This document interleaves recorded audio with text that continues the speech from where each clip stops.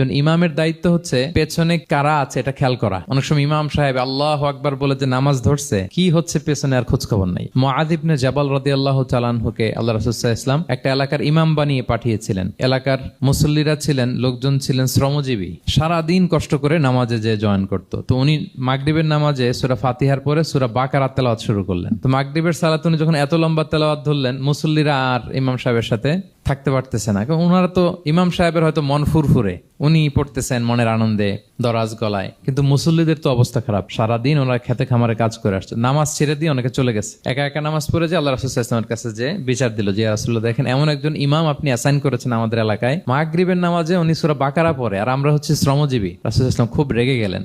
মুআয ইবনে জাবালকে ডেকে বললেন, তুমি কি সমাজে ফিতনা ছড়াচ্ছ? তুমি জানো না এরা কারা? তোমার কি সূরা ওয়াদ-দুহা ওয়াল-লাইলি ইযা সাজা মুখস্থ নাই? তোমার কি ওয়াশ-শামসি ওয়া-দুহাহা এটা মুখস্থ নাই? তোমার কি সাব্বিহিসমা রাব্বিকাল আ'লা এই সূরাগুলো তোমার জানা নাই? উনি বললেন জানা আছে। তো এগুলো রেখে দিয়ে মাগরিবের নামাজে কেন সূরা বাকারা ধরলা?